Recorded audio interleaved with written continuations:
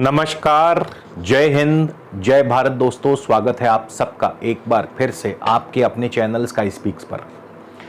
तो दोस्तों आज हम बात करेंगे मकर लगन की। आगामी अप्रैल का महीना मकर लगन के जातकों के लिए कैसा रहेगा और सभी नवग्रहों की दशा अंतर्दशा आपको क्या फल प्रदान करेगी, आज इस पर हम विस्तार से चर्चा करेंगे।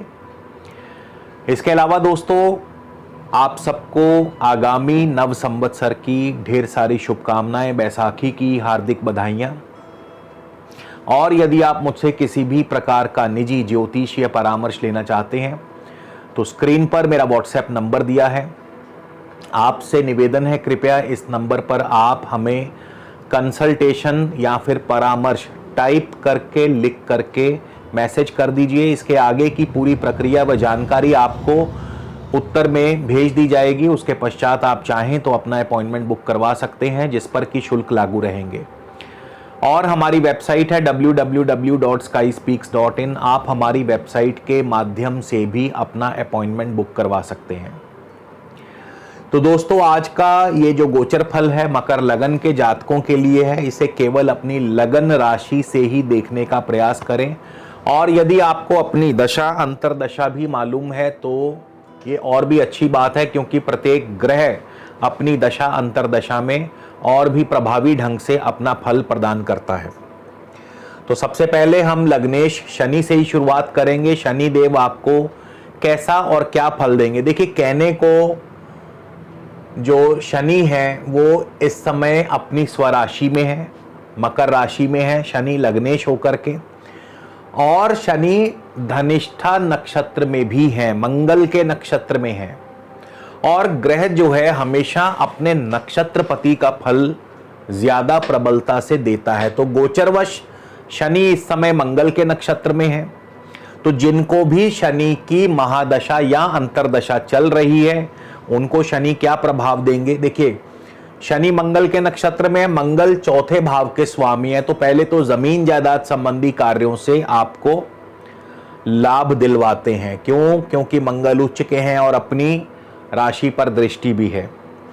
तो जमीन जायदाद संबंधी कार्यों से आपको लाभ मिलेगा। इसके अलावा भूमि, नए भवन सुख की प्राप्ति भी होगी। साथ ही साथ आपको नए वाहन सुख की प्राप्ति होगी। पढ़ाई में आपका जो है, शिक्षा में आप आगे रहेंगे।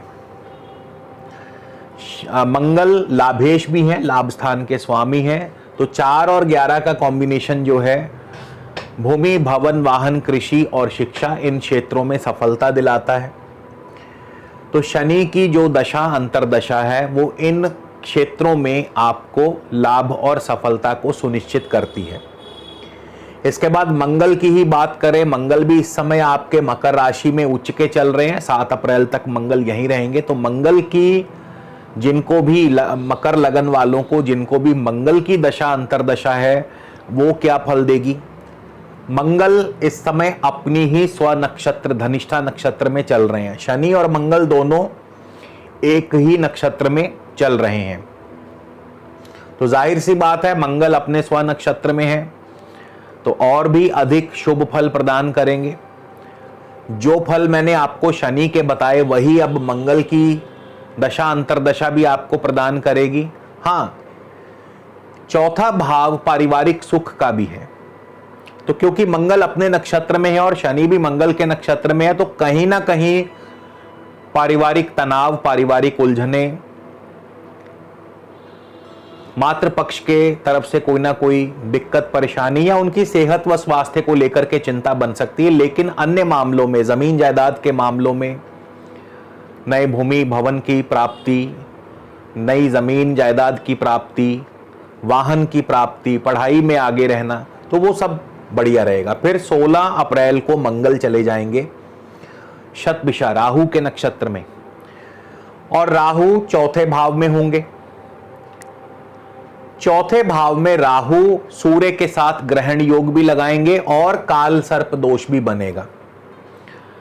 और राहु मंगल की ही राशि में भी है। तो यहां पे अब थोड़ा सा मिश्रित फल, मिश्रित प्रभाव होगा। यहां पे आपके कार्यों में, जमीन जायदाद संबंधी कार्यों में थोड़ी सी रुकावट या अड़चन आ सकती है। वाहन से कष्ट हो सकता है। पारिवारिक सुख, जैसा मैंने बताया, तो परिवार में किसी बात को लेकर के चिंता व तनाव हो सकता है। पढ़ाई में आपका मन जो है वो कमजोर हो सकता है या पढ़ाई में आपको दिक्कतें आ सकती हैं। तो राहु के माफ कीजिए, राहु के चौथे भाव में प्रवेश करने से और ग्रहण योग के बनने से एवं काल सर्प दोष के बनने से अब जो है फल वो पलट जाएगा, विपरीत फल हो जाएगा। तो मंगल जो अभी शुभ फल दे रहे थे उसके शुभ फलों में थोड़ी सी कमी आ जाएगी। इसके बाद बृहस्पति की बात करें, बृहस्पति कैसा फल देंगे? बृहस्पति की दशा अंतरदशा जिनको भी चल रही है, तो बृहस्पति भी इस समय अपने स्व नक्षत्र में है, पूर्वा भाद्रपद, और 28 अप्रैल तक बृहस्पति अपने ही नक्षत्र में रहेंगे। भागदौड़ बढ़ेगी, मेहनत से कार्य सफल होंगे, हालांकि उतनी सफलता नहीं क्योंकि बृहस्पति तृतीयेश और द्वादशेश है। स्थान परिवर्तन के योग बन सकते हैं। मीडिया, आईटी, टेलीकॉम सेक्टर से लाभ होगा। आपकी छोटी मोटी यात्राएं हो सकती हैं। इंपोर्ट एक्सपोर्ट के कारोबार से लाभ होगा। खर्च भी बढ़ेंगे, स्वास्थ्य का भी ध्यान रखना होगा और कहीं ना कहीं धन हानि भी होगी। 28 अप्रैल को बृहस्पति चले जाएंगे उत्तरा भाद्रपद शनि के नक्षत्र में, और शनि ठीक अगले दिन 29 अप्रैल को राशि परिवर्तन करके अपने धन भाव में आने वाले हैं। तो 28 अप्रैल से आगे बृहस्पति शनि के माध्यम से आपको उत्तम धन लाभ करवाएंगे, लॉन्ग टर्म धन लाभ। पैसा आएगा और लंबे समय तक के लिए आएगा, यानी आर्थिक स्थिति को धीरे धीरे शनै शनै मजबूत करेंगे। तो बृहस्पति की दशा अंतरदशा इस प्रकार से फल देगी। शुक्र की बात कर लें, शुक्र की दशा अंतरदशा मकर लगन के लिए कैसी रहेगी? तो जिनको भी इस समय शुक्र की दशा अंतरदशा चल रही है, पंचमेश और दशमेश शुक्र आपके धन भाव में है। 1 अप्रैल को शुक्र धनिष्ठा यानी मंगल के नक्षत्र में होंगे। जमीन जायदाद से सफलता, खास करके वाहन सुख की प्राप्ति करवाते हैं। पढ़ाई में आपको लाभ होगा, पढ़ाई में आप सफल होंगे। फिर इसके बाद 6 अप्रैल को शुक्र चले जाएंगे शतभिषा राहु के नक्षत्र में। राहु जो पंचम भाव में है, आपको शेयर मार्केट से अचानक लाभ करवाते हैं, लेकिन आपकी लव लाइफ में दिक्कतें बढ़ जाएंगी। आपके संतान पक्ष की तरफ से कोई ना कोई चिंता परेशानी बनेगी। इसके बाद 18 अप्रैल को शुक्र पूर्वा भाद्रपद गुरु के नक्षत्र में, भागदौड़ बढ़ेगी, स्थान परिवर्तन, भागदौड़, छोटी मोटी यात्रा, विदेश यात्रा या फिर इंपोर्ट एक्सपोर्ट का कारोबार ठीक ठाक रहेगा, लेकिन खर्च और निवेश भी बढ़ेंगे और स्वास्थ्य का ध्यान रखिएगा। सूर्य की बात करें, सूर्य की दशा अंतरदशा भी क्या फल देगी मकर लगन के जातकों को जिनको भी सूर्य की दशा अंतरदशा है? सूर्य रेवती बुध के नक्षत्र में है। नौकरी में तरक्की, प्रमोशन, नौकरी नहीं है तो नौकरी दिलवा देंगे। हालांकि कारोबार उतना बढ़िया से नहीं चलेगा, यात्रा आदि छोटी मोटी भाग दौड़ ये सब चलता रहेगा। सूर्य तृतीय भाव में है तो भाई बंधुओं का सुख सहयोग भी दिलवाते रहेंगे। 14 अप्रैल को सूर्य चले जाएंगे अश्विनी यानी कि केतु के नक्षत्र में, और केतु उस समय दशम भाव में पधार चुके होंगे, काल सर्प दोष बना रहे होंगे। तो 14 से 24 अप्रैल तक काल सर्प दोष के प्रभाव से कार्यों में, व्यवसाय में रुकावट पैदा करेंगे, आपके प्रमोशन में रुकावट पैदा करेंगे, आपके कारोबार को धीमा करेंगे, आपकी प्रतिष्ठा पर प्रश्न चिन्ह लगेगा। फिर 27 अप्रैल को सूर्यदेव चले जाएंगे भरणी यानी कि शुक्र के नक्षत्र में। शुक्र पंचमेश हैं, दशमेश हैं, तृतीय भाव में होंगे, उस समय अपनी उच्च राशि में होंगे। संतान की तरफ से सुखद फल, लव लाइफ बढ़िया चलेगी, शेयर मार्केट से अच्छा लाभ होगा, नौकरी कारोबार में जो रुकावट आ रही थी वो दूर हो जाएगी, कारोबार में तरक्की वृद्धि के योग बनाते हैं। तो सूर्य की दशा अंतरदशा इस तरह से फल देगी। बुध की बात कर लें, बुध की दशा अंतरदशा मकर लगन को क्या फल देगी? तृतीय भाव में बुध नीच के हैं। 1 अप्रैल को बुध भी आपके अपने स्व नक्षत्र में होंगे। अब यहां पे बुध नीच के हैं लेकिन अपने नक्षत्र में है, रेवती नक्षत्र में है, और अपने नक्षत्र में कभी भी कोई ग्रह अशुभ फल नहीं देता, वो फिर चाहे नीच का ही क्यों ना हो। तो यहां पे बुध क्या करेंगे, नौकरी में, क्योंकि छठे भाव के स्वामी हैं, तो नौकरी में तरक्की, नौकरी में अनुकूलता प्रदान करेंगे, ऋण की सुविधा दिलवा सकते हैं। हाँ, सेहत का जरूर ध्यान रखिएगा। इंपोर्ट एक्सपोर्ट का कारोबार आपका बढ़िया चलेगा, पढ़ाई में आप अव्वल रहेंगे। फिर इसके बाद 8 अप्रैल को बुध चले जाएंगे अश्विनी यानी केतु के नक्षत्र में। केतु लाभ स्थान में है, मंगल की राशि में है, मंगल चौथे स्थान के स्वामी। 4 और 11 का कॉम्बिनेशन, जमीन जायदाद संबंधी कार्यों में सफलता, पढ़ाई में आप आगे रहेंगे, मित्रों का, भाई बंधुओं का सुख सहयोग, प्रत्येक कार्य में सिद्धि प्राप्त होगी। 14 अप्रैल को बुध चले जाएंगे भरणी यानी शुक्र के नक्षत्र में।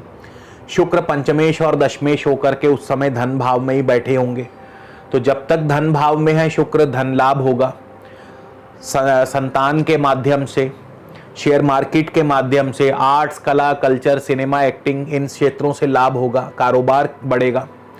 फिर 22 अप्रैल को बुध चले जाएंगे कृतिका यानी सूर्य के नक्षत्र में। सूर्य अष्टमेश है और चौथे भाव में आ चुके होंगे, सूर्य अष्टमेश होकर के चौथे भाव में आ चुके होंगे, तो पारिवारिक सुख में कमी करते हैं, परिवार में तनाव, कार्यों में विघ्न और बाधाएं पैदा करते हैं, धन हानि, स्वास्थ्य हानि। तो इस प्रकार से बुध जो हैं डेट वाइज अपना फल चेंज करते जाएंगे। राहु कैसा फल देंगे, पंचम भाव में राहु मिश्रित फल प्रदान करते हैं, संतान के लिए असुखद हो सकते हैं लेकिन शेयर मार्केट से अचानक लाभ करवाते हैं, लव लाइफ में दिक्कतें पैदा करते हैं। राहु शुक्र की राशि में है, पंचमेश और दशमेश शुक्र धन भाव में है, तो जैसा कि मैंने बताया शेयर मार्केट के लिए शुभ है, और कुटुंब में, परिवार में सुखद माहौल। फिर 12 अप्रैल को राहु चले जाएंगे चौथे भाव मेष राशि में, मंगल की राशि में। 4 और 11 के स्वामी मंगल उस समय धन भाव में होंगे, जमीन जायदाद संबंधी कार्यों से लाभ होगा, अच्छा लाभ होगा, भूमि, भवन, वाहन, कृषि और शिक्षा, इन क्षेत्रों से अच्छा लाभ होगा। फिर राहु जो हैं कृतिका नक्षत्र में भी होंगे, सूर्य के नक्षत्र में, सूर्य अष्टमेश हैं, तो यहाँ पे आपके जो भी लाभ होगा आसानी से नहीं होगा, यानी कुछ ना कुछ आपको मेहनत मशक्कत करनी पड़ेगी, कोशिश करनी पड़ेगी, तब जाकर के लाभ होगा। ऐसा नहीं है कि अपने आप लाभ होगा, क्योंकि अष्टम भाव जुड़ा हुआ है, तो ये क्या करेगा, आपके प्रयासों के बाद ही आपको सफलता दिलवाता है। चंद्र की दशा अंतरदशा क्या फल देगी। अब चंद्रमा सप्तमेश है, सप्तम भाव के स्वामी है, चंद्रमा की बहुत फास्ट गति है, एक दिन में एक नक्षत्र पार कर लेते हैं। तो चंद्रमा का जो फल है, चंद्रमा आपके सप्तमेश होने के नाते यदि आपकी कुंडली में शुभ है तो दाम्पत्य सुख में वृद्धि करते हैं, विवाह सुख, विवाह योग बनाते हैं, व्यापार की वृद्धि करते हैं। लेकिन इसके विपरीत यदि चंद्रमा अशुभ है तो फिर इन सभी चीजों में आपको अशुभता प्राप्त होगी। केतु की बात कर ले, केतु आपके 11वें स्थान में है, 11वें स्थान में केतु हमेशा शुभ फल प्रदान करते हैं गोचरवश। केतु मंगल की राशि में है, मंगल 4 और 11 के स्वामी, जमीन जायदाद, भूमि, भवन, वाहन, इन क्षेत्रों से लाभ मिलेगा। उसके पश्चात 12 अप्रैल को केतु शुक्र के राशि में होंगे, तो शुक्र जो है पंचमेश और दशमेश हैं, संतान सुख की वृद्धि, संतान से सुख दिलवाते हैं, शेयर मार्केट से लाभ होगा, दशमेश होने के नाते नौकरी कारोबार में तरक्की होगी। और केतु इस दौरान विशाखा यानी गुरु के नक्षत्र में है, गुरु तृतीयेश और द्वादशेश है, भाग दौड़ भी चलती रहेगी, विदेशी व्यापार से भी लाभ होगा, खर्च भी बढ़ेंगे, निवेश भी बढ़ेगा। तो केतु की दशा अंतरदशा आपको इस प्रकार से फल देगी। अब बात करते हैं इस महीने कौन सा उपाय किया जाए। देखिए, इस महीने आपके चौथे भाव में ग्रहण योग बनने वाला है और साथ ही साथ चौथे और 10वें भाव में काल सर्प दोष भी बनेगा, जो कि कहीं ना कहीं अशुभ प्रभाव अवश्य देगा। तो ऐसे में बहुत सरल उपाय बताऊंगा। 400 ग्राम जौ लेकर के गाय के कच्चे दूध से धोकर इसे नदी में प्रवाहित कर दीजिए। यदि ऐसा संभव नहीं है तो फिर आप 400 ग्राम जौ, 400 ग्राम साबुत बादाम और 4 सूखे नारियल लेकर के आप किसी मंदिर में आप दान कर सकते हैं, या उसे भी आप नदी में प्रवाहित कर सकते हैं। तो निश्चित तौर पर आपको राहु और केतु के अशुभ प्रभाव से मुक्ति मिलेगी। उम्मीद करता हूं वीडियो जरूर अच्छा लगेगा, कमेंट करके बताइएगा। अगले वीडियो में फिर मुलाकात होगी दोस्तों, तब तक के लिए नमस्कार, जय हिंद, जय भारत।